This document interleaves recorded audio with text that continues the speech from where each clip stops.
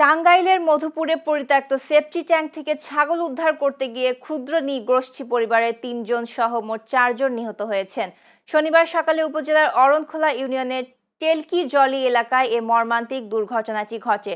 স্থানীয়রা জানায়, সেপটি ট্যাঙ্কে ছাগল পড়ে গেলে তা উদ্ধার করতে প্রথমে গ্রাবিয়েল নকলেক নামে কিছু সময় পার হলে তার কোনো সাড়া শব্দ না পাওয়ায় একে একে আরও ৩ জন ওই পরিত্যক্ত কূপে নামে তাদেরও কোনো সাড়া শব্দ না পেয়ে বিষয়টি মধুপুর ফায়ার সার্ভিসকে অবগত করা হয়।